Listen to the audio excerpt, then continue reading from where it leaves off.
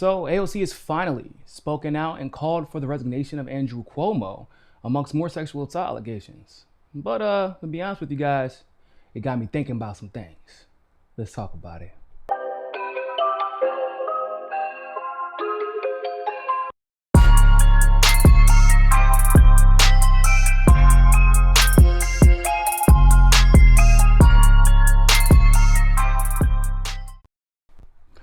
So AOC has finally made a statement, joining with a bunch of other Democrats calling for the resignation of Andrew Cuomo among sexual assault allegations. Now, let's see what AOC had to say about this. She said, and this is in a joint statement, by the way, with Jamal Bowman. Unfortunately, the governor is not only facing the accusation of Unfortunately, the governor is not only facing the accusation that he engaged in a pattern of sexual harassment and assault. The statement said there is also the extensive report from the Attorney General that found Cuomo administration hid data on COVID-19 nursing home deaths from both public and the state legislature.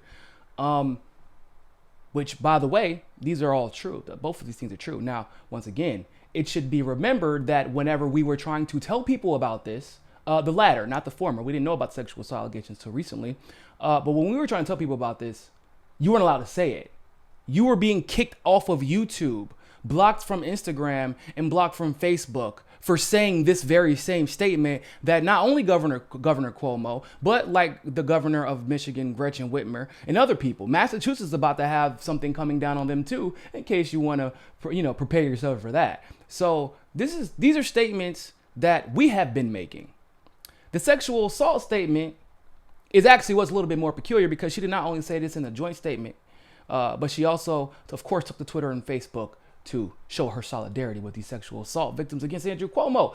So I immediately was like, that's weird, right? Because at this point, that would be opening herself up to attacks of hypocrisy. What do I mean? Well, let's go ahead and find out. What does it say right here? This is a little article I wrote that went viral about a year ago. Oh, a little bit over a year ago now, I think. My apologies. Basically, AOC, remember during the Kavanaugh hearings, wanted to say, she said, believe all women, etc., etc., etc. Actually what she said was, you should primary anybody who even questions whether or not Kavanaugh deserves due process, because a lot of people were in the camp that, hey, like, even if he's guilty, maybe we should give him a chance to, go through the process before we talk about what we're going to do next. And as a black man, to be honest, I'm very sensitive to things like that, because I understand that our due process gets skipped for either political, racially, or socially motivated reasons all the time. So not that Kavanaugh was a horrible person, like in general, but it was like a little bit opportunistic, because I had seen, once again, we saw minority women being thrown under the bus by Me Too and the Democrats from the very beginning. So we check this out. What did AOC say about Tara Reade whenever the very credible assault allegation came out against Joe Biden? AOC said, frankly, this is a messy moment. And I think we need to acknowledge that it is not clear cut. Yes, it was. Tara Reade has never explicitly said, don't vote for Joe Biden. Do y'all know what Tara Reade actually said? As you can see here, in actuality, Tara Reade vowed never to participate in a national election again, and she also explicitly stated that she will not be voting for Biden in early April of 2020, despite AOC telling the world Reade did not condemn voting for Biden in early May of 2020. As you well know, AOC did end up endorsing Joe Biden anyway, despite the credible accusations. An endorsement that has not been substantially justified by anything more than Biden being a fellow Democrat. It was a move that the right has used to significantly damage the legitimacy of the Me Too movement. Even independent journalists have told me that they have soured on her. However, they can't actually report on her shortcomings because it will literally affect their bottom line. That is a likely reason you may not have heard of any of this until reading this piece. So there we go. So that made me, like I said, Given all those facts, the clear hypocrisy being displayed here, the convenience of all of a sudden being willing to criticize one of the Democratic elite, it made me wonder something, ladies and gentlemen. Not wonder. AOC is about to run for governor. Now, I know a lot of you may be thinking, how could you possibly think that? Well, ladies and gentlemen, this is kind of what we do here at the MCSE Network, because we've seen these patterns so often, it's not hard to tell what they're trying to do. The Democratic Party is a very predictable party. See, what y'all forget is that Kamala Harris is actually running the show behind the scenes on behalf of the Hillary Clinton machine. She's already been taking meetings with foreign leaders with Biden not being there. And to be frank, unless you're somebody like Dick Cheney or Joe Biden himself when he was running the show for Obama, that's not the VP's job, not to the degree that we've seen Kamala take over. Also, we have to remember that in 2017, it was Kamala Harris who sat down with Hillary Clinton's donors and they selected her. She was the one who was backed by Turner and CNN and all the other crazy people and thought it was smart to announce her presidency on Martin Luther King Day. Yeah, I don't know. I'm not exactly sure what that was about, people. I don't know. Once again, that's how you got to wonder if she had anybody who was black in her campaign leadership. Now, as we know, Tulsi Gabbard destroyed Kamala Harris in any chance she had of winning this presidential race legitimately. But despite the fact that she was polling at 1% amongst black people by the time it was all said and done, despite the fact that she is the candidate that we have seen elevated the most, but historically speaking, we've never seen somebody that elevated have to drop out before a single vote is counted. But nonetheless, what did they tell us? Even though there's literally no strategic advantage to bringing Kamala Harris in as the VP, we're going to do it anyway because we told you she's going to be president and y'all little motherfuckers are going to deal with it. So fast forward. The problem has not fixed itself. Kamala Harris is still wildly unpopular, no matter how much the media try to throw her in your face. Of course, she's CAA. CAA is a talent agency. That is what they do. They run the show behind the scenes, quite literally. Bunch of actors. They use them to establish political and cultural narratives, and then push politicians who align themselves with CAA. So, for example, Joe Biden, CAA, Kamala Harris, CAA, Cory Booker, CAA, Anna Kasparian, CAA, or is either CAA or UTA. Either one, it's the same thing. It's the same thing. The person who started UTA came out for CAA. This is the same group that attacked Tulsi Gabbard and said they're going to bring the hammer down on her for standing up to Hillary Clinton. AOC is CAA, in case y'all didn't know. AOC has also been getting under a lot of attack since the whole forced to vote scandal came out. Whenever she made up an excuse for why she refused to force the vote on Medicare for all, right? Okay. She hasn't been the same since. Her image has not been the same since. And every single day, she opens her mouth during a Joe Biden presidency to make another excuse for why a Democratic House, a Democratic Senate, and a Democratic executive branch cannot get you $15 an hour, cannot get you the $2,000 they promised, cannot get you unemployment to such a degree that it will help you not only survive, but get yourself out of this backlog debt that we have been seeing as a result of the COVID-19 quarantines. Every day she's in Congress, she's hurting her brand. Now, you can't afford that. Why? Because Kamala isn't popular enough. You need somebody who can save her brand. That person clearly was supposed to be AOC as VP. Now, you can't do that if AOC doesn't have a brand anymore. Now, can you? Look to the auxiliary.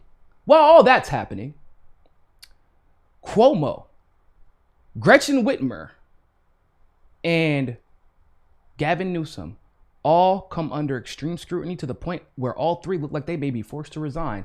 Who were the ones being elevated as governor, despite the fact that we just saw the other day, an article came out that said, guess what, guys? I know y'all we were talking all this shit about Ron DeSantis in Florida, but Florida has handled COVID much better and their numbers are much lower than New York's actually.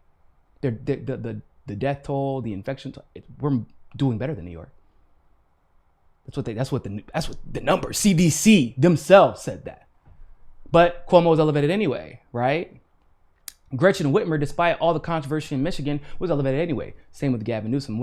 If people who watch my show, they know I've been saying this for a while now, right? I've been saying It's crazy to me how every time something goes wrong in Florida, or perceivedly wrong in Florida, it's Ron DeSantis' fault. If something goes wrong in California, well, it's just the system's fault. Couldn't possibly be Gavin Newsom.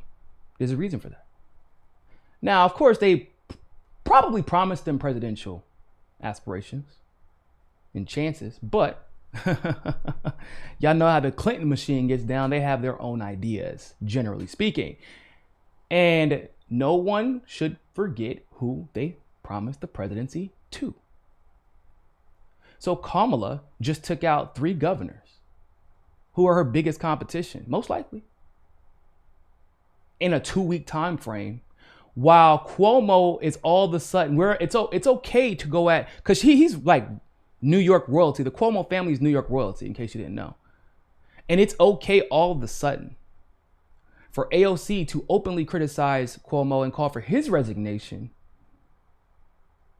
while simultaneously literally lying on Tara Reid, lying on her to protect Joe Biden.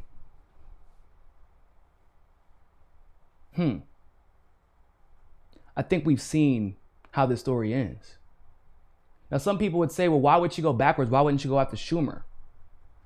Because you're not eliminating the problem. You still need AOC's legacy intact to prop up Kamala. But if you put her in the Senate, she comes under more scrutiny, not only because she's in the Senate, but because of who she replaced. They've been going out of their way to not mention Chuck Schumer in any of this stimulus bill nonsense. Have y'all not noticed that? Joe Manchin, last time I checked, Joe Manchin is not the head of the Senate. Last time I checked, Chuck Schumer was out here tweeting $2,000 checks too. But Joe Manchin, right? They're protecting Chuck Schumer too. But you also leave AOC to too much scrutiny in the Senate via votes, excuses that she'd make for horrible votes. So now you detach her, at least directly, from the Joe Biden administration and the problem that the Democratic legislature are about to deal with, because it is very highly likely that they're going to get obliterated in the midterms as it currently stands. Right? I think we all agree on that. So you have to protect her by putting her in a place where she just gets to control the narrative as long as she plays ball, and making her the youngest governor in the history of the country. Because in case you didn't know, governors eventually running for president is a very common thing. Jeb Bush didn't win, but he ran. And if I recall correctly, Ronald Reagan was the governor of California. That's a normal thing. They're more insulated. They're not subject to the DC. They can't be smeared by the DC politics. That's how a lot of Gretchen Whitmer, Gavin Newsom, and Cuomo have kind of evaded criticism in the national spotlight this entire time. So, watch out. And if you need more proof of just how real the CAA influence is, Yang joined CAA as soon as he dropped out of the race. Guess who's about to be mayor of New York for the foreseeable future until he is forced out from the term limits? Andrew Yang. Guess who's about to get a mandate unlike one we've ever seen before? Because if you understand the demographics of New York, the electoral demographics of New York, you understand that Andrew Yang is about to be the first Asian American with a legitimate chance to win. East Asian American specifically. And even though he's adopted, he's going to obliterate whoever he's going to win. And it's not going to be close. And they're going to allow him to win because he's a technocrat. CAA, this is why you joined CAA, in case you didn't know. It is a signal to the establishment that you're willing to play ball as long as your brand can be boosted. Who knows? Maybe I'm wrong. But anybody else? I was the one person in all of indie media that predicted that Deval Patrick was going to run for president. The one person. I'm not talking about in 2019 or 2020. I'm talking about in 2017, 2018. I was predicting that Deval Patrick was going to run because of something that was going on with Equifax at the time.